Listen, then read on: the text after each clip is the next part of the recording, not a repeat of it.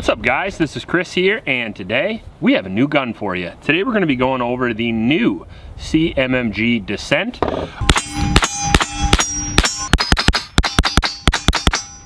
This is a 16-inch 9mm carbine that has some sick looks in my opinion. Like right off the bat, the first thing I noticed was the color, the milling on the receiver. This is a pretty cool gun.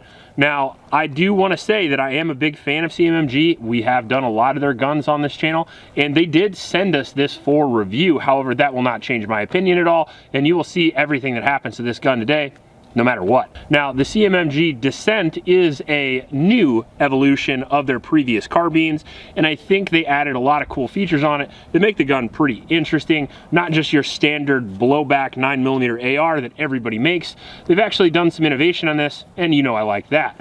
Now let's start at the top here. We have the included muzzle brake. Now, is that something that you need for a 9? Probably not. You can probably spin that off, put a suppressor on there if you want, or you can keep the brake if you're only going to shoot it outside. Now, you want to use it for home defense, I'd probably take that off. We have a full M-lock rail here with more M-lock sections than you could shake a stick at, to be honest with you, and that's pretty cool. We threw our BCM vertical grip on here. Now, we have a side charger on here, which I think is ultra neat because I've never particularly enjoyed the AR charging handle, and this is a superior system in my opinion. We have a receiver down here with a lot of milling, and then we have some pretty awesome competition style controls. It has a really impressive trigger on it with a very quick reset as well, which I can show that here, but you're going to be seeing that in live and in living color here in a second. Charging handle's nice and smooth. Very, very good trigger on this gun. And then we have a 45-degree ambi safety with CMMG's grip, which feels nice. Threw an MRO on it, and then we have a very cool stock, which reminds me of a lot of the Scar stock, but doesn't look like shit, and that's kind of cool. So it folds, and it retracts in case you want a shorter or longer length of pull.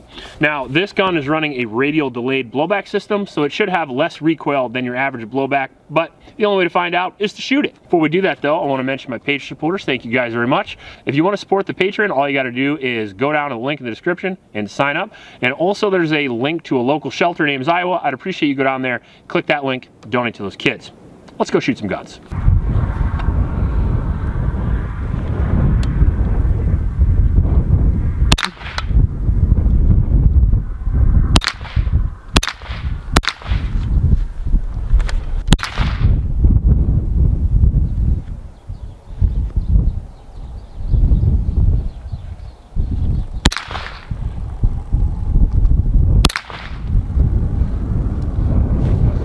This trigger is so light. I can tell you it's better than most triggers I've ever had on like $3,000 PCCs, but it's hard to get used to.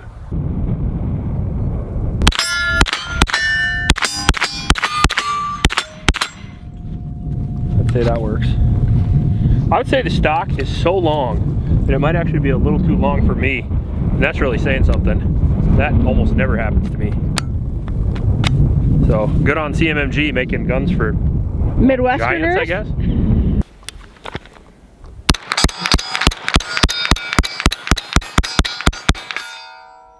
That's my second mag through the gun, so not hard to shoot.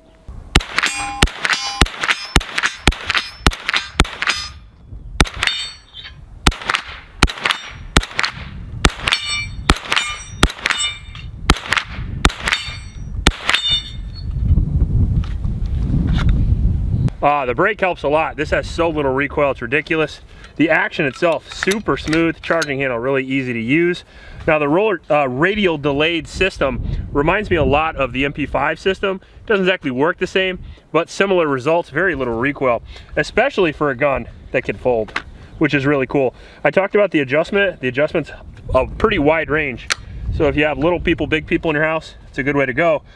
Folding's great if you want to get inside and outside a vehicle, because it is a big gun and you can cut it, you know, in a third by doing that, which is kind of cool. I think kind of the star of the show is just the recoil management. The trigger is insane.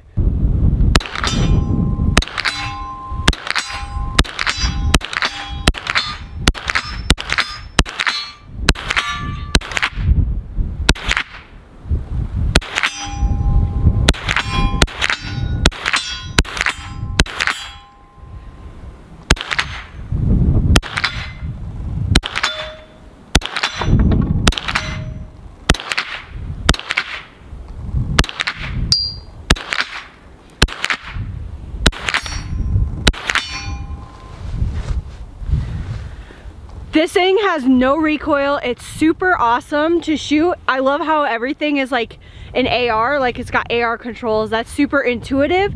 The one thing is that it is very heavy. It's 6.6 pounds.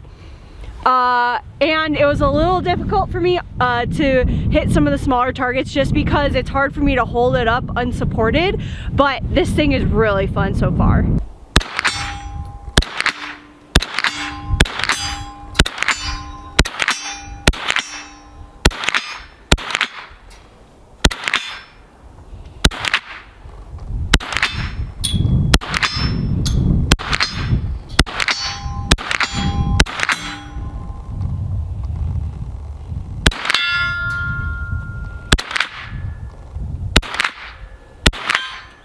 All right, so now we're gonna be shooting this at 75. I think 75 yards is pretty much max distance for most people for a 9 PCC, but you can push these out a lot further. But for honestly realistic philosophy of use, 75 is probably a good accuracy test.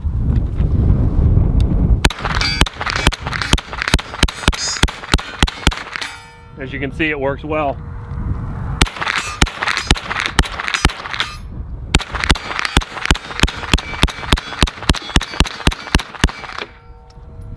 That is so ridiculous. There's so little recoil on this. Really impressive.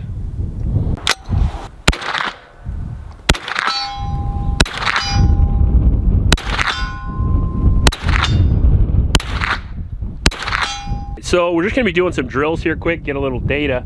I'm a little warmed up with a gun, but I haven't done any of these drills. So we'll just start out with a 1-up, then we'll do some 222s and maybe some build drills. So hit me with that timer, whenever you're ready. 0.63. That was a little slow.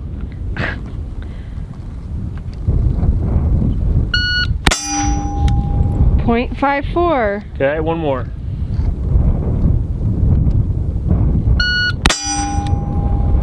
.47. And that's working the safety, so it kind of gets you through all the controls. Then we'll do 222. We'll hit 2 on one target, 2 on another target, 2 on another target, and we'll see how that goes. All right. They win.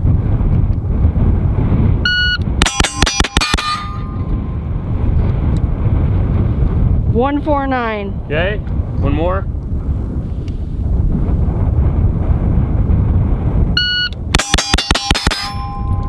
.150. All right, now we'll do a build drill. Okay.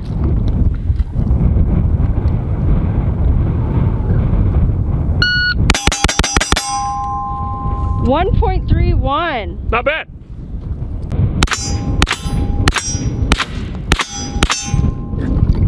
I didn't have any ammo.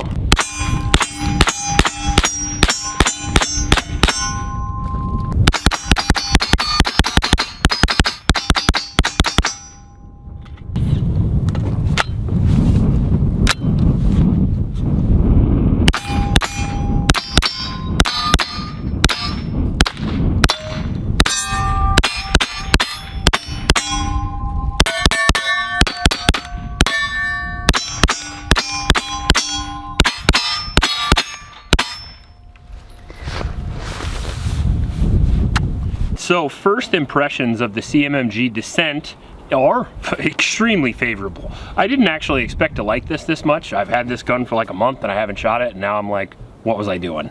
We put, what, 300 rounds for this today between the two of us? Yep. I did not expect that. We had like 6-7 mags loaded. We went in and loaded more magazines.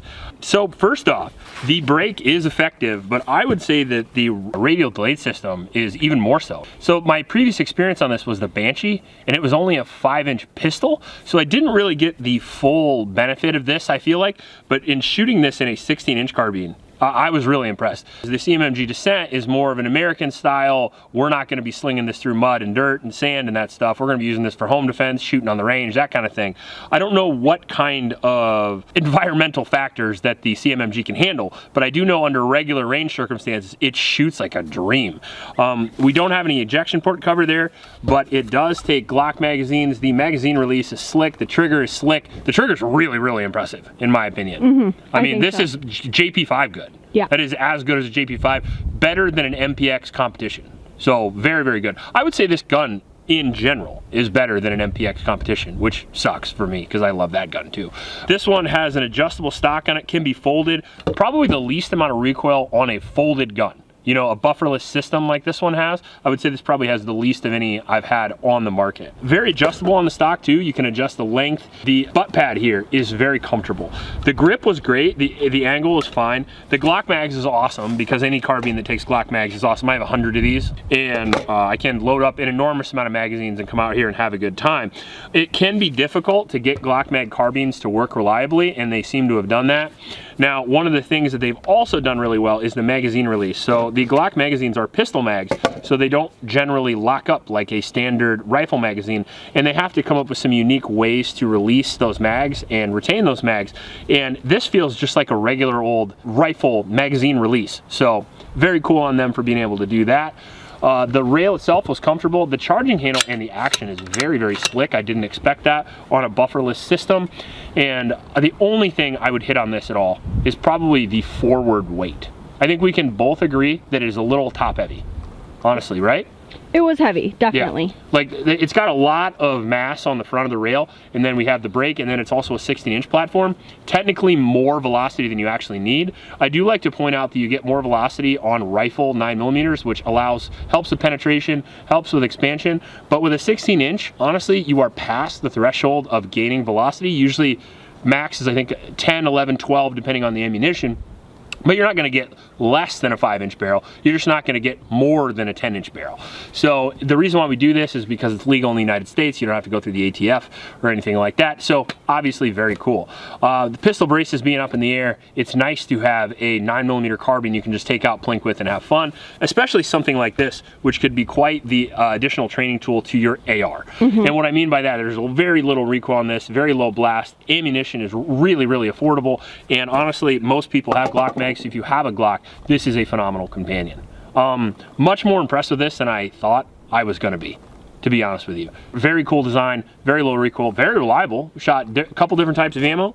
Worked great through 300 rounds. Worked great through my standard Glock magazines. The other thing besides the front weight I would knock it on is a little bit the price, because you're looking at the CMMG Banshee or something like that, they usually come in around $1,000 to $1,200, whereas this one's going to be around $2,200, which is a lot more.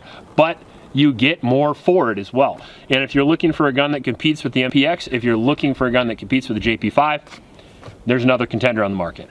If you like this video, please like and subscribe. Please support our local homeless shelters, and remember to recycle. I'll check you later.